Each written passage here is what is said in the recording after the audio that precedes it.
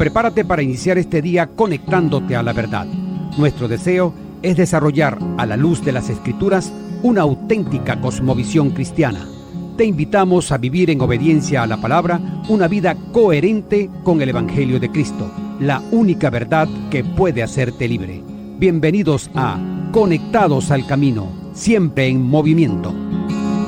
Dios les bendiga, buenos días, sean todos bienvenidos a su programa bíblico Conectados al Camino, siempre en movimiento. Laboraremos para ustedes en la producción nuestra hermana Adriana Osorio de Coello, quien modera para ustedes su hermano y amigo Henry Rodríguez. Comenzaremos como siempre nuestro programa con la oración Nos Conecta.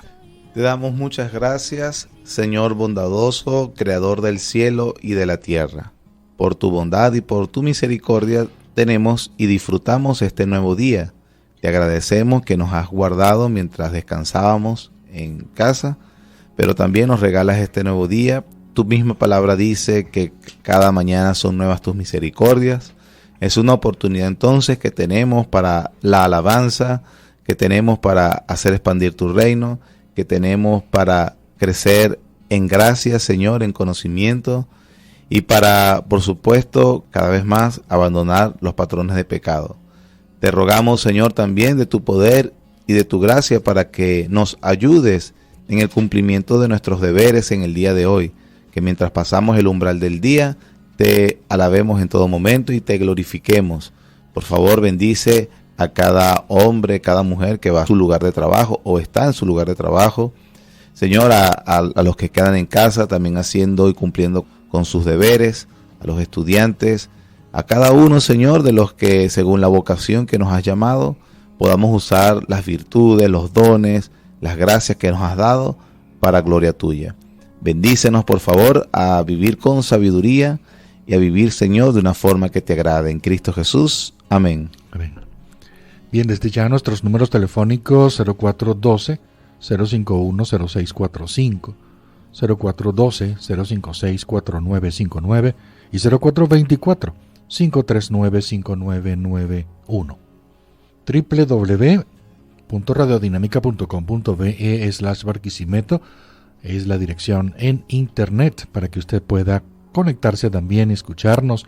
A través de Telegram tenemos nuestro canal Conectados al Camino. Allí puedes accesar, puedes unirte, puedes disfrutar de nuestros contenidos que están allí, programas y algunos otros que son de edificación para usted. Vamos a nuestra sección de una frase, una reflexión. La Biblia es la autoridad suprema, pero ella no excluye la necesidad de confesiones de fe. Aunque la Biblia es nuestra máxima autoridad, las confesiones nos ayudan a articular y transmitir esa verdad de manera coherente. Son como mapas que guían nuestra comprensión bíblica.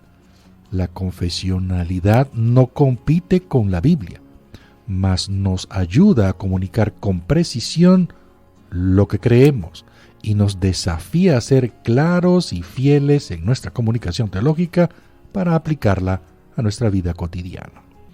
Hoy en nuestra sección Grandes Temas cerraremos nuestra serie de la necesidad de la confesionalidad. Y vamos a iniciar desde ya con nuestro hermano, el pastor Luis Muñoz, de la Iglesia Bautista Reformada de Barquisimeto. Buenos días, pastor.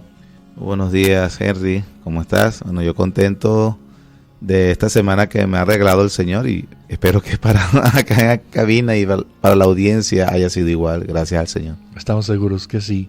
Nos va a quedar todavía varios días para meditar con todo esto que hemos estado aprendiendo y que por supuesto hoy también. Y vamos a iniciar hoy como una especie de retrospectiva de lo que hemos estado analizando. Sí, por supuesto.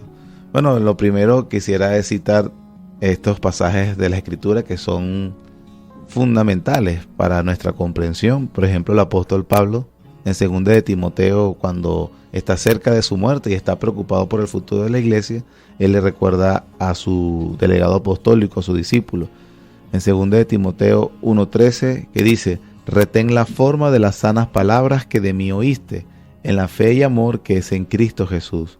guarda el buen depósito por el Espíritu Santo que mora en nosotros.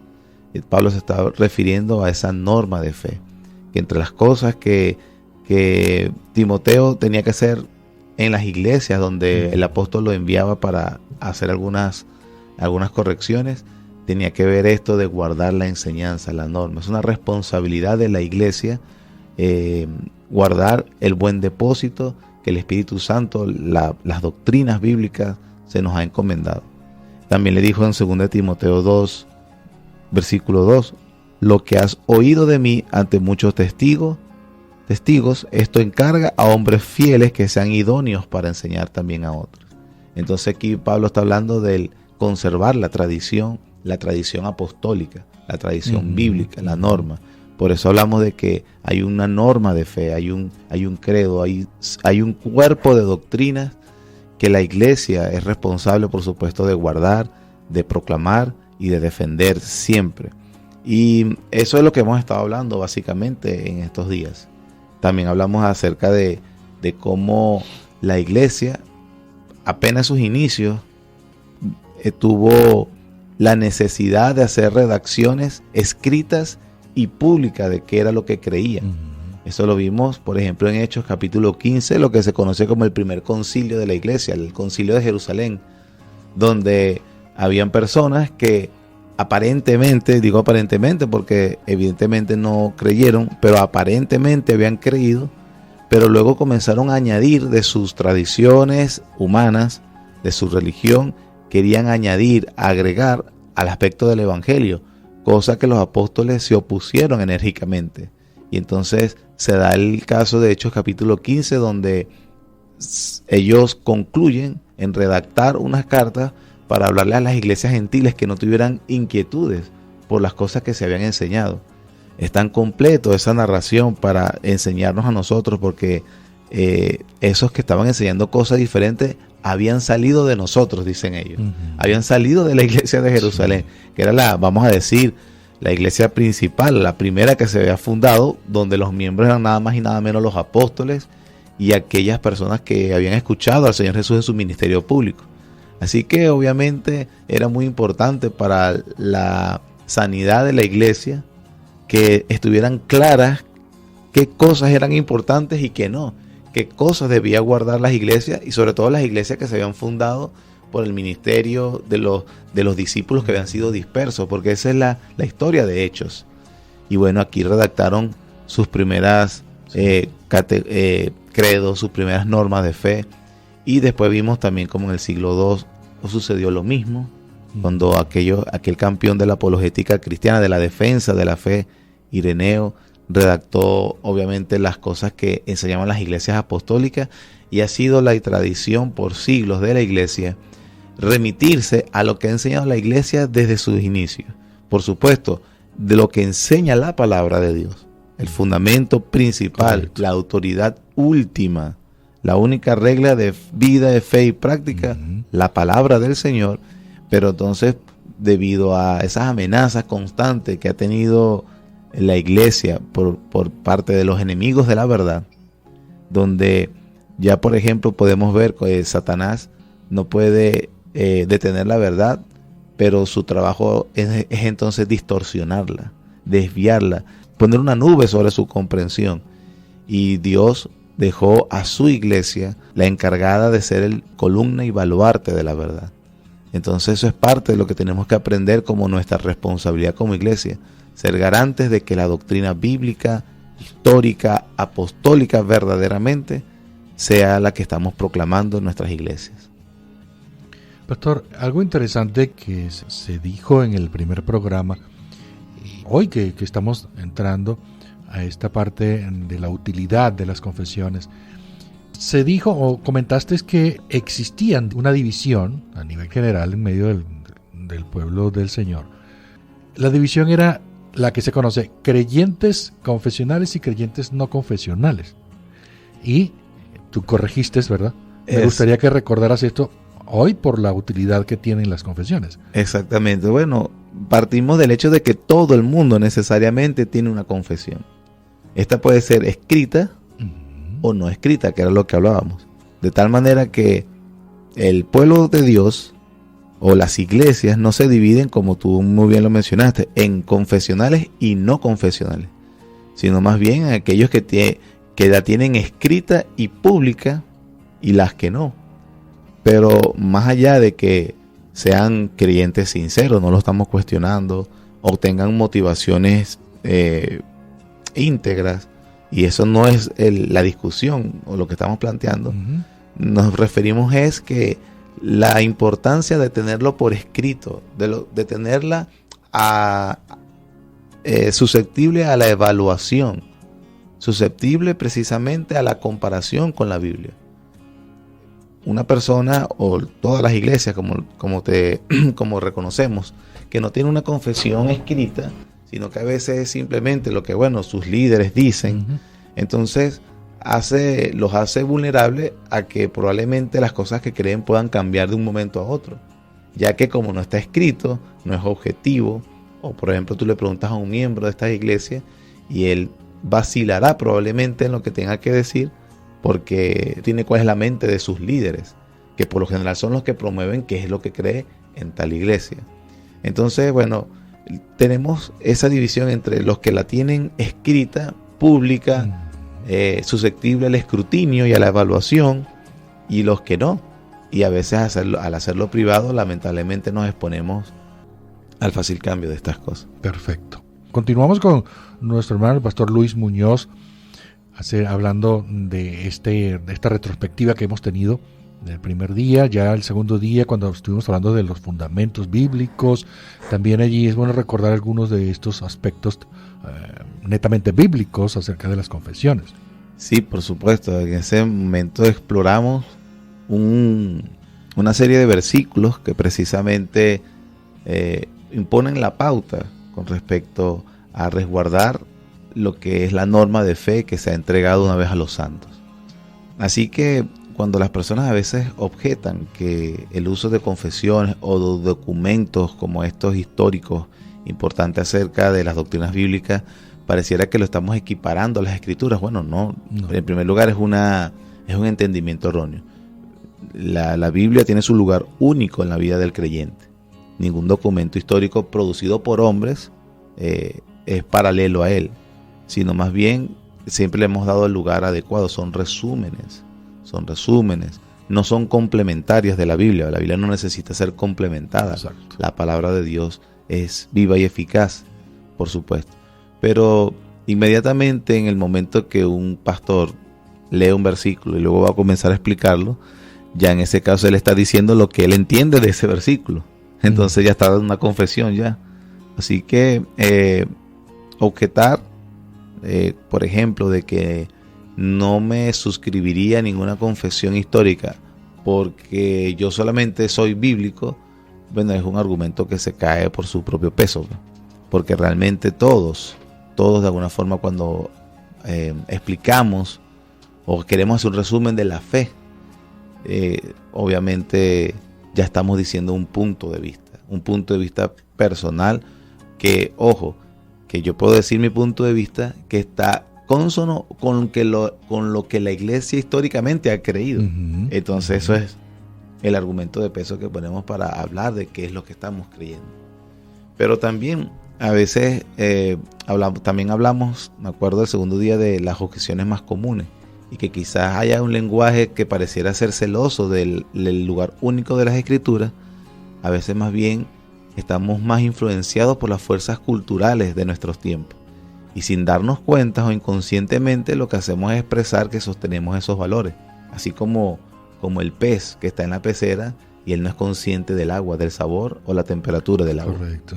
Muchas veces nosotros o el pueblo cristiano, sumergido en la cultura, el espíritu de la época, termina reflejando esos valores que obviamente no son precisamente pro confesión, pro autoridad bíblica, sino más bien todo lo contrario. Y allí vimos ese aspecto del progreso científico o tecnológico, y así con ese espíritu que prácticamente desecha todo lo que es antiguo o lo ve con suspicacia, o esa confianza ciega de que el futuro es mejor que el presente, o el presente es mejor que el pasado. Y esa actitud nueva, y como un autor hablaba, la neofilia, el amor por lo novedoso. Ya prácticamente el único criterio para apreciar o evaluar algo es si es nuevo. Sí. Y resulta que a veces tenemos que ir para atrás. Como ese filósofo que dijo, quien no conoce el pasado está condenado a repetirlo. Entonces es muy importante el pasado.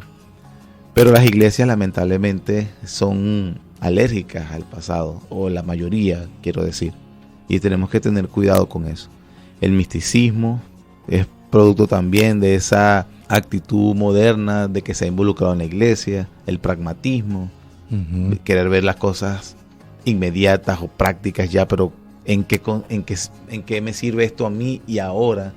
Y eso es una actitud realmente un poco a veces inmadura o egoísta, porque nos hace personas que creen que el centro del mundo es nuestro ombligo. Estamos mirando solamente mi necesidad, mi problema, y realmente debemos tener en cuenta, sobre todo para el pueblo de Dios, que nosotros estamos bajo los propósitos del eterno y Dios soberano que ha llevado todas las cosas en Cristo Jesús. Y nosotros tenemos el privilegio de estar metidos en esos propósitos. Así que obviamente lo que tenemos es que mirar menos hacia nosotros mismos y mirar más hacia Dios.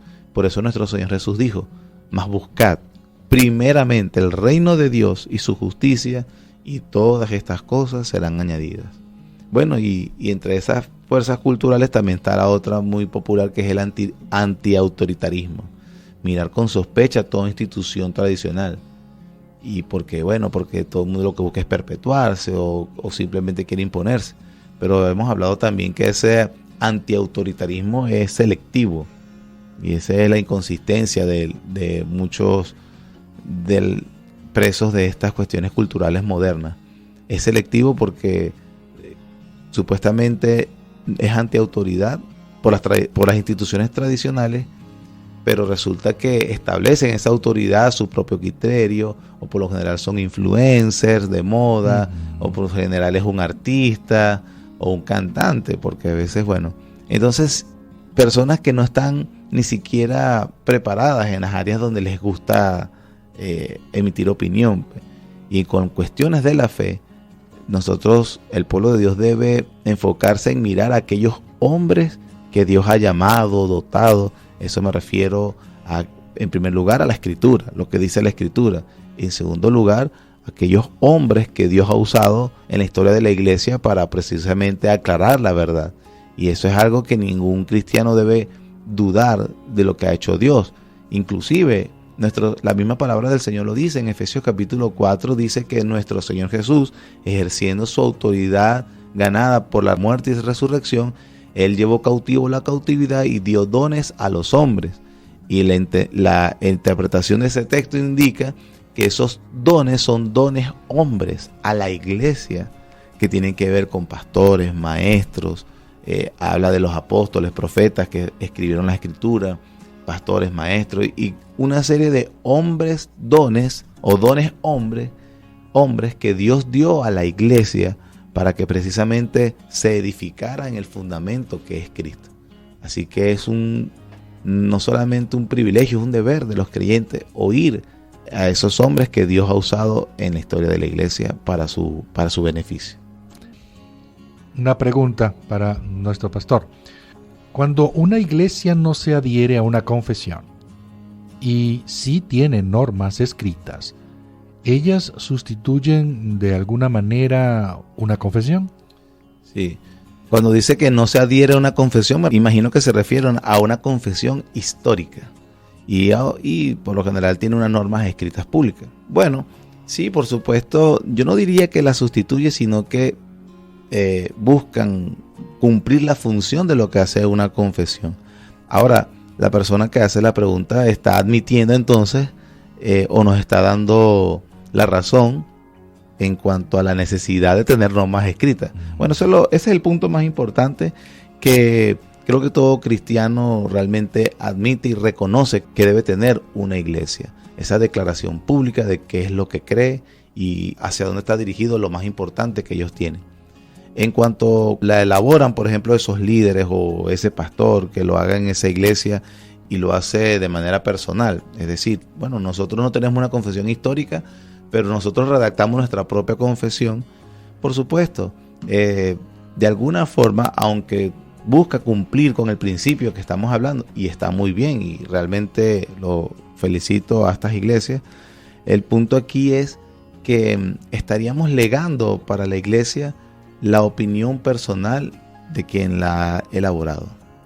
Y a veces simplemente el sentido común. Por ejemplo, yo me voy a abordar la tarea de crear la rueda otra vez, o de inventar el agua caliente.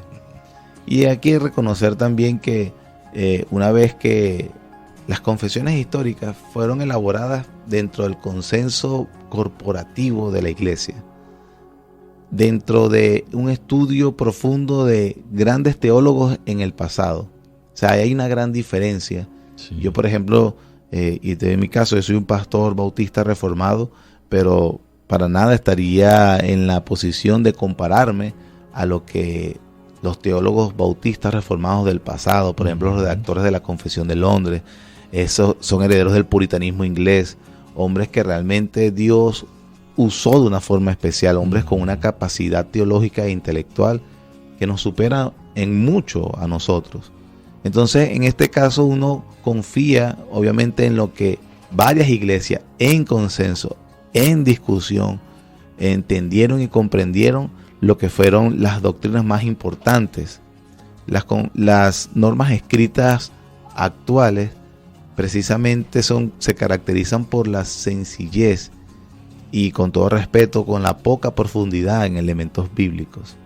Además, que obviamente una de las cosas que dijimos en días anteriores es cómo los teólogos del pasado estaban sumergidos en los credos históricos, empezando desde el siglo III, siglo IV, con el credo apostólico, credo de Constantinopla, credo de Nicea, y todas sus confesiones reflejaban el lenguaje, el vocabulario.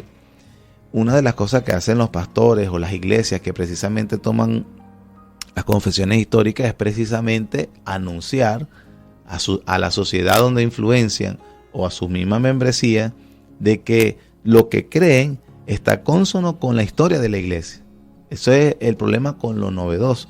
El punto es, nosotros creemos lo que la iglesia en su historia ha reconocido, que es cuáles son las doctrinas importantes y fundamentales. Yo quisiera darles, por ejemplo, una muestra de esto. Es cómo se usa el lenguaje, cómo se usan las palabras, y que sería bueno comprender. Por ejemplo, esto es como un ejemplo. En la Confesión de Londres de 1689, el artículo 2 habla de Dios y la Santa Trinidad. Leo solamente un párrafo, tiene 3, pero solamente uno de los párrafos. Y nosotros vamos a ver la riqueza del lenguaje con la que estos hermanos, estos teólogos se expresaban acerca de Dios. Y yo pregunto, o alguien debe preguntarse, si hoy en día la gente se expresa así. Mira cómo dice, hablando de Dios: el Señor nuestro Dios es un Dios único, vivo y verdadero, cuya subsistencia está en Él mismo y es de Él mismo, infinito en su ser y perfección, cuya esencia no puede ser comprendida por nadie sino por Él mismo. Es espíritu purísimo, invisible, sin cuerpo, miembros o pasiones, el único que tiene inmortalidad y que habita en luz inaccesible. Es inmutable, inmenso, eterno, inescrutable, todopoderoso, infinito en todos los sentidos, santísimo, sapientísimo, libérrimo, absoluto, que hace todas las cosas según el consejo de su inmutable y justísima voluntad, para su propia gloria. Es amantísimo, benigno, misericordioso, longánimo, abundante en bondad y verdad, perdonando la iniquidad, la transgresión y el pecado, galardonador de los que le buscan con diligencia, y sobre todo justísimo y terrible en sus juicios, que odia todo pecado y que de ninguna manera dará por inocente al culpable. La riqueza del lenguaje de este párrafo. Increíble, ¿no? Imagínate. Ahora, cuando, por ejemplo, como pastor, que quiero aclarar, yo no soy el único pastor de nuestra iglesia, también está el pastor David Araujo, pero cuando nosotros como pastores queremos enseñar a la iglesia qué es lo que debe creer de Dios o debe entender del ser divino, nos remitimos, por ejemplo, a esto. Voy más particular, a mis hijos, a la familia, a mi esposa, a mis hijos. Cuando le quiero enseñar quién es Dios, yo cito lo que obviamente de este párrafo que leí tiene su referencia bíblica a toda afirmación. Por supuesto. Y hay aquí, al que tiene la confesión física o la puede descargar en internet, es gratis, tiene como aproximadamente 30 versículos que sostienen estas afirmaciones. Solamente. Estoy hablando del párrafo 1 y tiene 3. Al mismo tiempo la confesión tiene 32 artículos de doctrinas fundamentales. ¿Qué dice acerca de Cristo? ¿Qué debo creer acerca de Cristo, de la persona, de su obra, de la justificación por la fe sola, que tanto los cristianos, por supuesto, como la Biblia habla de esto? Bueno, ¿qué riqueza nos estamos perdiendo si ignoramos esto? Y entonces yo creo que sería bastante beneficioso para nuestras iglesias considerar estos documentos. Por supuesto, mi hermano. Llegamos a nuestro último segmento del programa y quiero recordarles que a cada uno de nuestros estimados oyentes, si usted no se está congregando y desea retomar congregarse, no sabe cómo hacerlo, dónde hacerlo, puede comunicarse con nosotros, estamos a disposición de ayudarle. Nuestra Iglesia Bautista Reformada de Barquisimeto está ubicada en pleno centro de nuestra hermosa ciudad de Barquisimeto. Para cuando usted desee visitarnos allí, estamos en la carrera 22 entre calles 22 y 23, edificio Litay, planta baja. Nuestros cultos de adoración se celebran los días domingos en 2 horarios, 8:30 y 11 de la mañana. Los días miércoles también 5:30 de la tarde nuestro culto de oración. Así que obedezcamos al mandamiento bíblico de congregarnos todos los domingos en nuestra iglesia local. Para su conocimiento, quiero informarle que en nuestro canal de Telegram vamos a tener las confesiones en formato digital. Las más recomendables: Confesiones de Fe de Londres de 1689, la Confesión de Westminster, el símbolo de la unidad, donde está la confesión belga, el Catecismo de Heidelberg y los cánones de Dort. Vamos a tratar de tenerlos en el transcurso del día para que nos dé oportunidad entonces de que usted también pueda tener ese conocimiento de ese tesoro, de eso tan rico que fue escrito, así como el ejemplo que dio el pastor en el segmento anterior, que de verdad dentro de todas estas confesiones se encuentra esta riqueza de él, habla de cómo fue escrita cada una de estas confesiones. Estimado pastor, concluimos entonces con nuestro programa.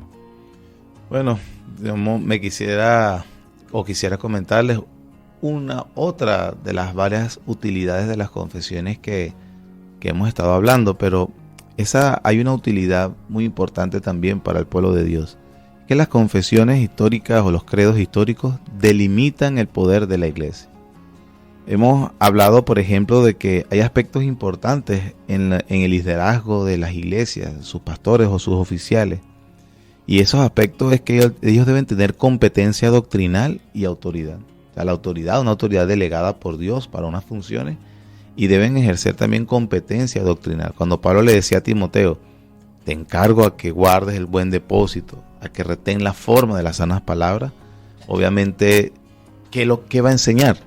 ¿Qué debe enseñar? Bueno, las confesiones precisamente delimitan la naturaleza de la enseñanza, de la Biblia, por supuesto, pero que es lo más importante. Así que, en cuanto a las competencias de los ancianos, de los líderes de la iglesia, es su responsabilidad llevarlos a la madurez espiritual. Y la madurez espiritual indica que, por supuesto, deben crecer en lo que las doctrinas importantes de la fe cristiana de una iglesia sostener. Las confesiones y credos son resúmenes breves, pero también completos acerca de la fe. Nos ayudan realmente a darle prioridad a lo que es importante. Los credos y las confesiones enfocan en la mente de la iglesia qué es lo principal. Y la longevidad es uno de los grandes activos de estas declaraciones históricas. Se produjeron hace mucho tiempo y han resistido la misma prueba del tiempo. Definitivamente, cuando nosotros nos acercamos a estos documentos, el enriquecimiento doctrinal, el enriquecimiento para los creyentes es realmente algo invaluable. Quisiera, así como leí hace poco, hace un momento, la Confesión de Londres, quisiera terminar con la lectura de la pregunta número 1 del Catecismo de Heidelberg. Se produjo en el siglo XVII en la ciudad alemana. Y vean cómo podemos enseñar a nuestros hijos, a nuestras congregaciones, con este catecismo, con este método de pregunta y respuesta, significa catecismo. Dice, pregunta 1, ¿cuál es tu único consuelo tanto en la vida como en la muerte? Respuesta, que yo, con cuerpo y alma, tanto en la vida como en la muerte, no me pertenezco a mí mismo, sino a mi fiel Salvador Jesucristo, que me libró del poder del diablo, satisfaciendo enteramente con preciosa sangre por todos mis pecados, y me guarda de tal manera que sin la voluntad de mi Padre Celestial, ni un solo cabello de mi cabeza puede caer. Antes es necesario que todas las cosas sirvan para mi salvación. Por eso también me asegura, por su Espíritu Santo, la vida eterna, y me hace pronto y aparejado para vivir en adelante según su santa voluntad. Ese tipo de concepción bíblica es la que aprendemos en las confesiones históricas. Hermoso, mi hermano, de verdad, muy bueno este cierre con explicar, mostrar esa riqueza que contienen estos documentos históricos, los cuales entonces vamos a tener allí en el canal de Telegram. Yo le invito a que usted de verdad pueda tomarlos y esperamos que, bueno, todo esto que hemos recibido durante estos 3 días haya sido de gran edificación para cada uno de nuestros oyentes. En nombre de todo el equipo de Conectados al Camino, Pastor, queremos agradecerle todo el tiempo, el haber compartido con nosotros, todo lo que el Señor te ha dado, sabiduría, tiempo, disponibilidad, para darlo también de gracia. No, muchas gracias a ustedes por la invitación, de verdad. Bien, hoy hemos trabajado para ustedes. Manuel Felipe García lo hizo en la dirección general de la emisora Santiago Escorche, en los controles. Quien habló para ustedes, su hermano y amigo Henry Rodríguez. Feliz resto del día. Dios les bendiga.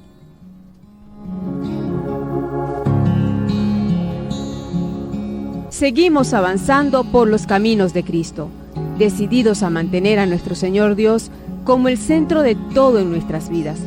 Permanecemos fieles a su palabra, conectados al camino, siempre en movimiento. Cuando llegue al final, estos labios dirán, no soy yo, sino Cristo en mí.